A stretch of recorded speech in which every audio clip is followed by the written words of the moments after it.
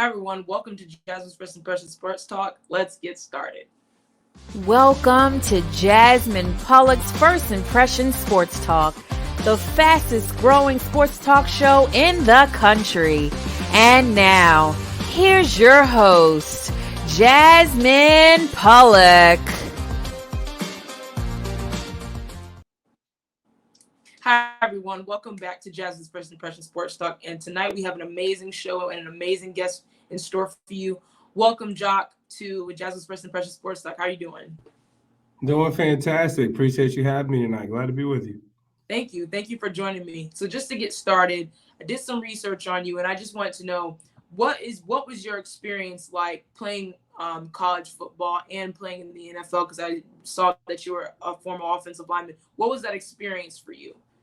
You know what? I think growing up, when you talk about opportunity, this oblong game with the leather pigskin has given me an immense amount of opportunity, and I'm always very thankful for. Even dating back to high school, just to be able to play this game and get to know so many diverse personalities, have so many diverse experiences that otherwise that I may not have had.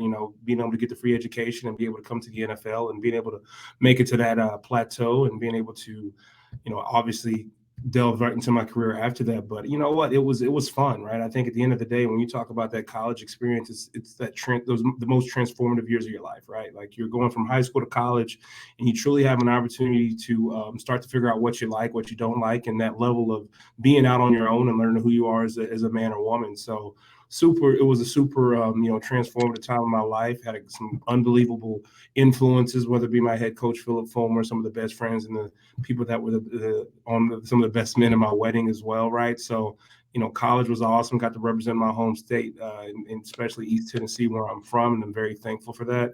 And playing in the NFL, I mean, it's the top of the top, right? It's the thing that you dream of when you're a kid, and being able to live that, I don't take it for granted because it's something that a lot of people would love to do. So I'm thankful for my experience. I'm blessed, and it was once again something that changed the trajectory of my family going forward. Of course, and I'm sure that it was an amazing experience for you. You learned a lot of different things throughout, your journey, and you have your woes, you have your amazing things that help you become a better person and become a stronger person in the league.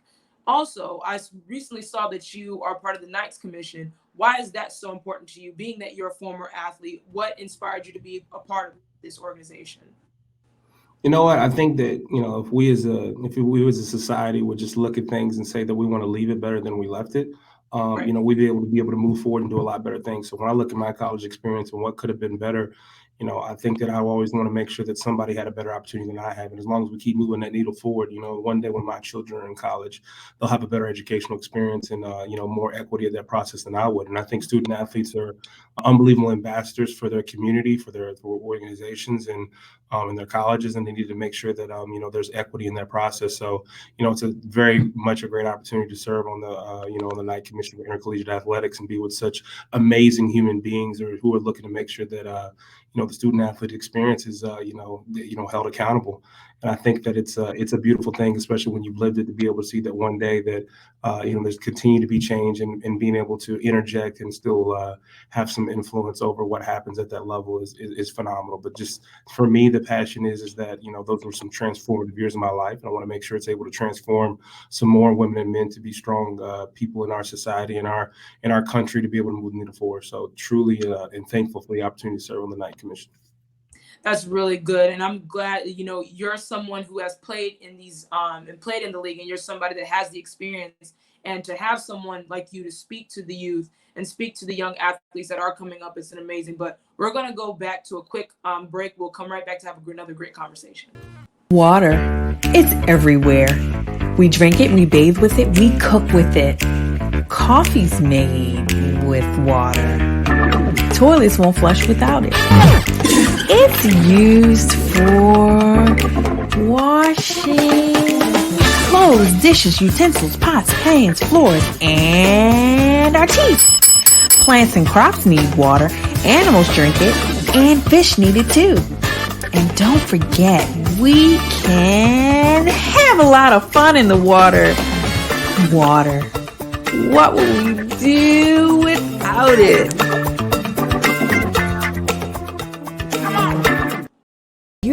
watching Jasmine Pollock's First Impressions Sports Talk. Stay in touch with Jasmine on her social media channels to see videos, featured guest interviews, and much more. Find Jasmine on LinkedIn by searching Jasmine Pollock. On Instagram, it's at GameSpace_sports. And you can find Jasmine on YouTube by searching GameSpace Sports Content. First Impression Sports Talk airs each Monday at 8 p.m. Eastern. You can see the show live on YouTube, LinkedIn, and Facebook. If you missed the live show, we have you covered. A recorded version is always available on social media. And now, back to more First Impression Sports Talk.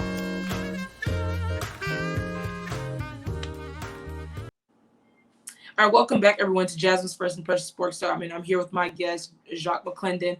So let's get back into it. You recently, before we talked about, the athletes, I wanted to ask you, what is your take on now the NCAA allowing athletes to have endorsements and able to be monetized for their likeness for them, being a big athlete at their school? What is your opinion on that?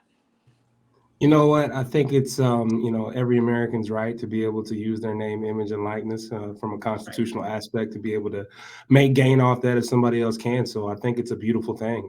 I think that we got to continue to make it a fair and equitable process, but the right to be able to monetize your name, image, likeness is an American right, and I'm glad that that needle is moving forward because student athletes deserve that right. So I'm super excited for what it can be. I'm super excited for the opportunity it could provide. And I hope that, student athletes are being educated to use this thing in the right way, not only from a monetization standpoint, but from a deal flow, networking, opportunity standpoint for things that could happen for them when they're done playing at the collegiate level. But, as somebody who didn't come from much, from a single parent household, I think these are the kinds of opportunities that you're able to figure out. One, financially, things that are out there to be able to help you propel yourself forward. But two, like I said, from a networking perspective, be able to say, hey, you may strike a deal with a company that wants to hire you when you're done. And I think there's a lot of equity in that, just as much as the cash flow of what could be from the deals that you strike from a monetization standpoint. So I hope that people understand it's more than just the money in your pocket. It's what it can provide in the relationship space as well. And I totally agree with that. And you want to keep the focus. You want to make sure that you are playing at a high level, but also keeping the focus and not letting that get to your head. But being that we're talking about that, what do you like about seeing these star athletes that come out of college? Like we just recently saw Dalvin Cook go back to college last week and he graduated. What do you say to those athletes, the guys that either played at a high level through college and they played at the high level in the NFL or the NBA and then go right back? What do you say to those individuals? No, I think you brought up a great case in Dalvin Cook, right? I think at the end of the day, when you talk about empowering yourself, education is the key, and whether that's reading a book, whether that's going back to get your degree, whether that's always learning something new, right? How we propel ourselves forward as humans, as a society, is educating ourselves on what are some of the best information out there and making sure that we're always searching to be better. So I think that athletes today got to understand once you get that educational paper, it's something that can never be taken away from you. I know I have kids, right? So I have 2 degrees and working on my 3rd right now. And, hopefully one day they view my educational experience as something that they strive to do. And I know that I have to set an example. So, being a first generation graduate in my family, right, I want to be able to change the trajectory of, the family going forward. And, that's not all what you learn in the books in the university, but it is, having that process of having that growth mindset, right, that there's always something to learn. You never know enough. And, whether that's education, whether that's reading a book, whether that's an apprenticeship, whatever that realm might be, right, as long as you're always trying to move the needle forward, learn more, do more, that's how you're going to get more. And so I think that education is key, and it's something that we definitely still going to have to, make sure that we make an emphasis to individuals at this league, even though they make a lot of money. I agree. Education is very important. It makes the world go round, essentially. It makes you, keeps you in line. It keeps you wanting to explore and wanting to stay active and keep your mind working. But being that you where you're at now, and you said you're working on your 3rd degree, so congratulations on that. But where do you see yourself 5 years from now, 10 years from now, maybe? Where do you see yourself in the future? Wow, you getting into the nitty gritty. It's a big question. I would say this, right? And I get this question a lot. And I think that, you truly go where you're going because you master where your feet at, you dominate where your feet are at. So for me, right, what's next will come from what I do right now. And I think Right. that, it's advice that I always give people is that, some people are too busy to looking at what's in front of them instead of really taking care of what's, right there in the moment. So I don't want to be that guy that's always looking for what's next. I want to be someone that people come and get me for my next opportunity because of what I'm doing right now, right? Like I'm definitely want to live in the moment, live where my feet are at. And so, whatever does come next, I want it to be earned by the job I'm doing now. So to be completely honest with you, I don't look at what's next. I just look at what's now. And, it's kind of a credence that I live by. And, typically tell my kids, my family is that, what's going to happen next will be predicated on what you do right now.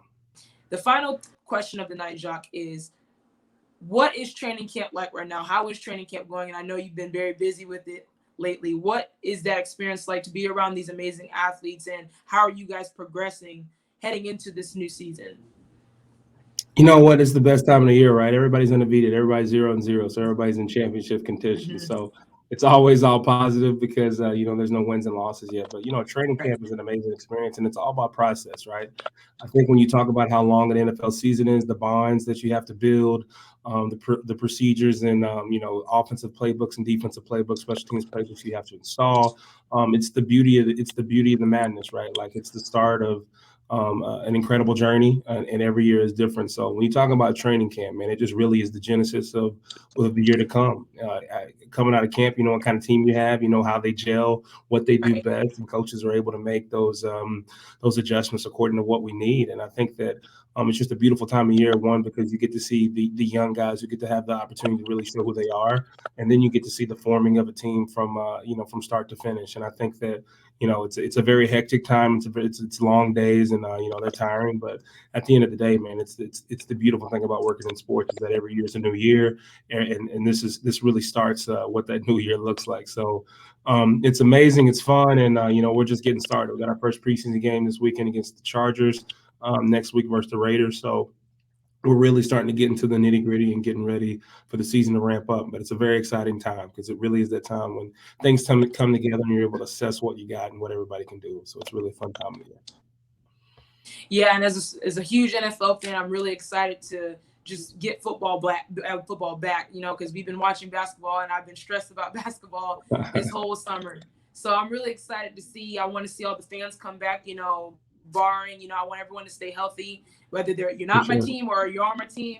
But just I want to see everyone happy. I want to see the fans back. It's just going to be a very exciting season. So I'm really excited to see these amazing athletes. But Jacques, thank you so much for being a part of this interview. I'm so glad to interview you. You're amazing. I appreciate you having me. You've done an unbelievable job. So good luck with everything. Of course. Thank you. Thank you. I want to thank Leon for doing the production. I want to thank you so much for that. Thank you, Kelly, for the announcements, and thank you, the audience, for tuning in and giving your support. So I hope to see you guys this Wednesday for episode 10 of the 10th anniversary of Jasmine's First Impression Sports Talk. So we'll definitely see you Wednesday. Have a good night.